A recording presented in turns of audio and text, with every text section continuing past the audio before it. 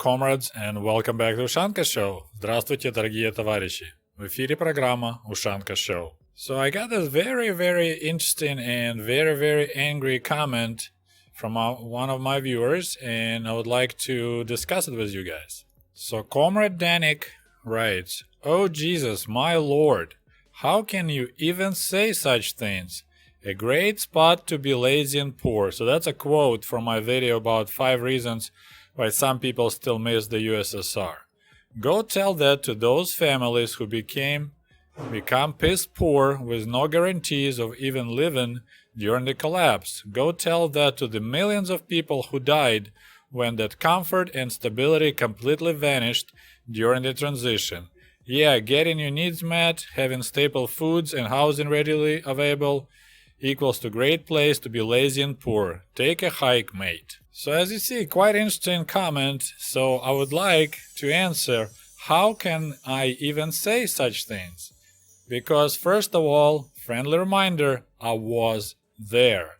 1991, 1992, 1993, 1994, I was in Kiev, Ukraine, just like those other millions of families that found themselves in the transition and living during the collapse. But emotions aside, let's just take a look at the comment and work through it. We need to take it apart, split the meat from the bones, and discuss it in detail, because I think it's a great thing to discuss. First of all, I said, and that's my quote, the Soviet Union was a great spot to be lazy and poor.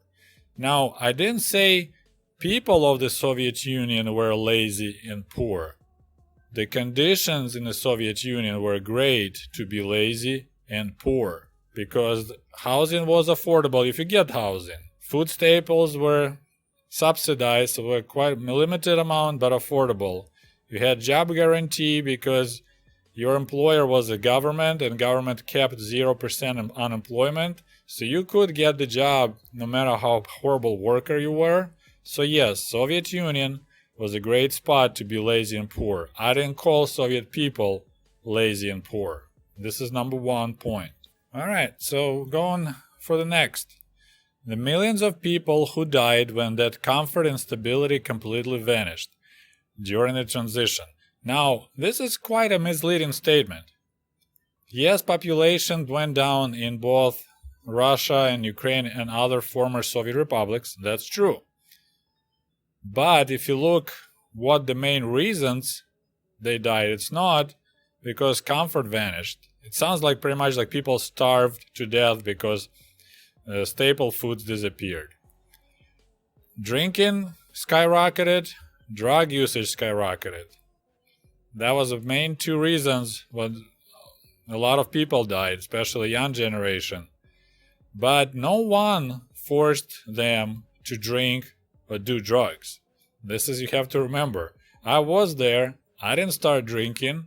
I didn't start doing drugs. So people just had, I guess, more choices, and a lot of people just made the really wrong, bad choice. And besides drugs and alcohol, I personally knew quite a few young guys, not my friends, but people I knew that decided to make a quick buck or a quick grivna, and they joined racketeering bands, not the bands, but gang groups, but wasn't not kind of gangs that doing, selling drugs and rob places. It's just a racketeering group that you provide wink protection to some area with open air markets or kiosk or any small private businesses. So basically you barge in that business and you offer protection services from other bad guys, and you take 10% cut from their profits.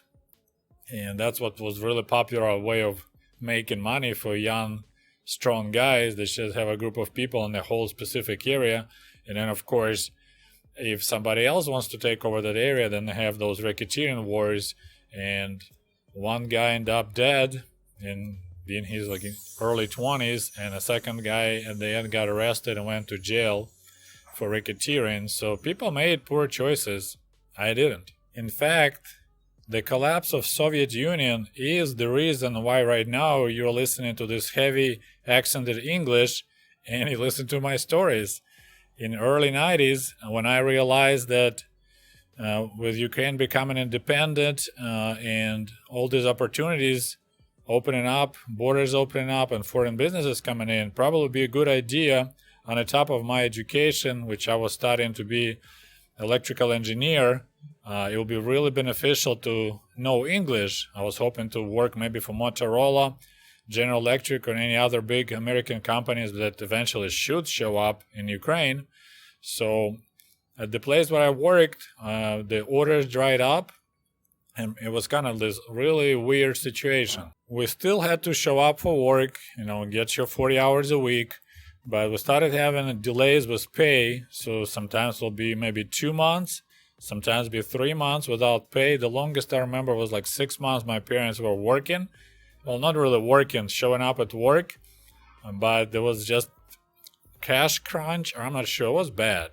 But anyway, so the people show up for work, me too, and they just, drink coffee, complain, bitching, and then I go for a smoke break, have some more coffee, hang out, and I was bringing with me English vocabulary, English textbooks, and basically going to class, I'll show up, ask my lead engineer, is anything going on today? He's like, nope, we have nothing going on today. So I just sit at the desk, open my books, and started studying English. So I utilized that time not to smoke cigarettes, drink coffee, and bitch, but study English. Then when the situation at my place of work completely went bad, that comfort instability completely vanished, as the guy mentioned, I just pretty much requested vacation without pay. I didn't want to get quit the job because I still needed to finish my degree, and part of it I had to work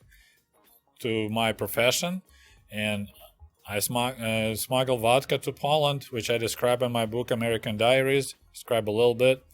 I was buying wholesale instant coffee, selling it on the open air market on the weekends. Then I got a job working at kiosk at night, selling Snickers and vodka for $2 a night shift. So I worked 12 hours from 9 p.m. to 9 a.m. for $2 a night. And then I come in the morning, tired and sleepy, home, give those $2 to my mother so she can buy some groceries because she had no income at that time.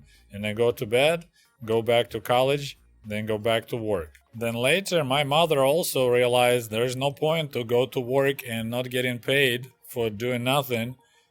This really bizarre situation. Comfort and stability completely vanishing. She quit her job and she just started selling at the open air for people, open air markets, Then she just went on her own, started making homemade pies, like meat pies, cabbage pies. So she'll cook like 50 of those every day, takes them by the subway station, and she would sell those. And so that's how we were surviving. Wasn't great, but we didn't die when this comfort and stability disappeared. We just had to adopt and adjust and survive. I also want to mention another peculiar detail. At those days when everything went downhill, even payments for apartments, it was people sometimes didn't pay for months or years, and because it was such a mess, the Ukraine was separating from Soviet Union and from Russia, so they were opening their own banking system. So some people didn't pay for their apartments for quite a few years. My mom said it's really important to keep up with our payments because you never know. And one day that we got a phone call and they said, hey, we're gonna relaunch all our payments again, and they're going to adjust it to inflation. And we had a horrible inflation. So I said, it looks like at this moment, before they readjust, you can pay, I think it was like $50, and you'll cover all your payments, like you'll pay off your Soviet mortgage, or otherwise it will get reset, recalculated. Then it might be like close to $1,000 or something.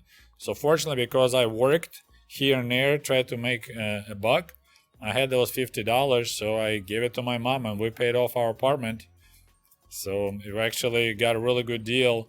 Inflation that horrible 10,000% a year inflation worked in our favor in that case. But some people lost apartments because they couldn't come up with any money and they were behind for several years. Okay, so we're going back to the comment. There's another little detail I would like to discuss. So the guy is saying that Soviet people have had staple foods and housing readily available. And I'm telling you, this is really misleading. We didn't have housing readily available. Like, my parents end up biting a bullet and going in 1981, I think, or 82, into huge debt, basically like doing a mortgage, but Soviet style. So they had a choice: wait 20 years to get a free apartment from the government, or just bite the bullet and buy right away our own. And that's a pretty tough choice. Would you prefer to live, like 3 of us, in tiny one-room apartment? I was tiny. And wait for free apartment from the government, or just get in debt, realize for the next 15 years you're gonna have quite a hefty payment every month. It was, I think, 50 rubles, and get yourself a nice, decent apartment, which we did. But in the college, I met a friend, but some families decided to go the other way and wait for free apartment. Like when I went to college in 1988, I met a guy there, also Sergey, and his family waited 15 years in this similar tiny size apartment. So it was him, his brother, and parents, so 4 people in a little tiny one-room apartment for 15 years waiting to get a free apartment. So actually they got lucky, they got one. And think about it, both were like scientists. So, if it'll be something like United States, you have a family that both are scientists, I don't think they'd be like living in this tiny apartment. But with my situation, with my family, 20 years, if you calculate 1981 plus 20, we're talking 2001. At that time, there was no more free apartment from the government. So my parents would wait for nothing all that time and would be still stuck in the tiny one-room apartment. And speaking again about housing readily available, a lot of people, thousands of families lived in barracks, and that's pretty much you just have a room to yourself, and this building maybe have, 20 rooms, and then you have a community kitchen and outhouses outside. So a lot of Soviet families lived in barracks built in 30s and 40s. Some families, quite a few of those, lived in so-called communal apartments. So there used to be large multi-room apartments for rich people before revolution, and after revolution they subdivided them in communal apartments. So now if you had 5-room apartment, now you have 5 families sharing one apartment, so each have a room, but then you have a common kitchen, common bathroom.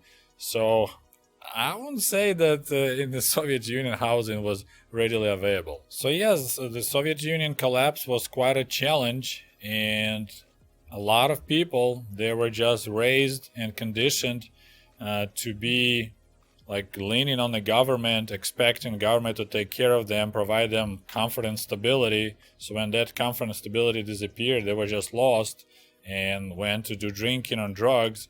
But quite a few people took an opportunity. They learned new skills. They opened businesses. They did whatever they could, legal, sometimes illegal, to survive and prosper. So one more time, when I said that Soviet Union was a great spot to be lazy and poor, I didn't say that Soviet people were lazy and poor. It was a great spot to be lazy and poor. Well, I hope you enjoyed this video. As always, I enjoy your comments. So if you have any ideas, you want to add something to this discussion, please post a comment below this video. And I'll talk to you soon. До свидания. Goodbye. Hey, by the way, cool merch for cool comrades is available at the Ushanka store at teespring.com.